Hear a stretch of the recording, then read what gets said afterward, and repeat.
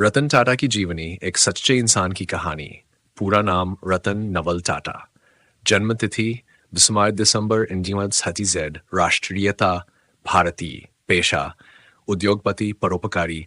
प्रसिद्धि टाटा सन्स के पूर्व अध्यक्ष, टाटा समूह के चेयरमैन एमेरिटस। सम्मान पद्म भूषण, पद्म विभूषण डोभोगाट। टाटा का जन्म भारत के सबसे प्रतिष्ठित व्यापारिक परिवारों में हुआ था। उनके पिता नवल टाटा को सर रतनजी टाटा ने गोद लिया और उनकी मां सूनी टाटा पारसी वंश से थी। ICS। वे टाटा समूह के संस्थापक जमशेदजी टाटा के वंशज हैं। रतन टाटा ने अपनी प्रारंभिक शिक्षा कैथेड्रल और जॉन कॉनन स्कूल से प्राप्त की और उसके बाद अमेरिका के कॉर्नेल यूनिवर्सिटी से आर्किटेक्चर की डिग्री हासिल की। 19 हासिल की। बाद में उन्होंने हार्वर्ड बिजनेस स्कूल से 1975 में एडवांस्ड मैनेजमेंट प्रोग्राम पूरा किया। करियर की शुरुआत रतन टाटा ने 1960 में टाटा स्टील में अपने करियर की शुरुआत की। यहाँ उन्होंने श्रमिकों के साथ काम किया और संयंत्र के निचले स्तर के कामकाज को समझा। इस अनुभव ने उन्हें टाटा समूह के बुनियादी मूल्य और कार्य संस्कृति को गहराई से समझने में मदद की। टाटा समूह की बागडोर 1998 में रतन टाटा ने टाटा सन्स के अध्यक्ष पद को संभाला, जो टाटा समूह की होल्डिंग कंपनी है। उन्होंने JRD टाटा के बाद ये जिम्मेदारी ली। उनके नेतृत्व में टाटा समूह ने अपने व्यापार का विस्तार अंतर्राष्ट्रीय स्तर पर किया और कई नए क्षेत्रों में कदम रखा। प्रमुख उपलब्धियां। रतन टाटा के नेतृत्व में टाटा समूह ने कई महत्वपूर्ण अधिग्रहण और परियोजनाएं शुरू की।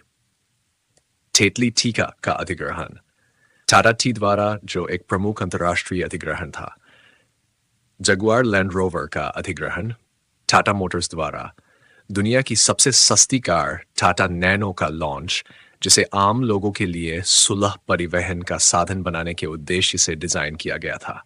टाटा कंसल्टेंसी सर्विसेज TCS को एक वैश्विक IT सेवा कंपनी के रूप में स्थापित किया।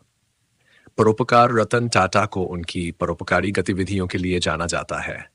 टाटा ट्रस्ट्स के तहत उन्होंने शिक्षा, स्वास्थ्य, ग्रामीण विकास जैसे क्षेत्रों में योगदान दिया है।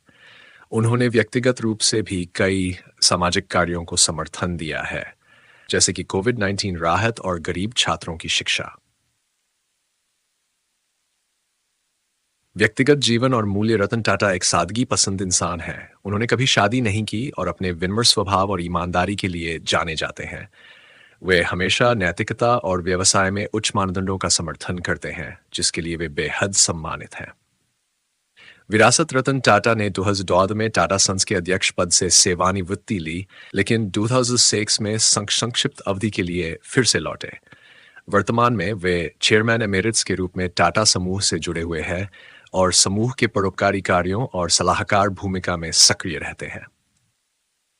रतन टाटा की कहानी एक ऐसे इंसान की है जो न केवल व्यापार की दुनिया में बल्कि समाज में भी एक प्रेरणा बने हैं। उनके नेतृत्व और परोपकार की मिसालें आने वाले समय के लिए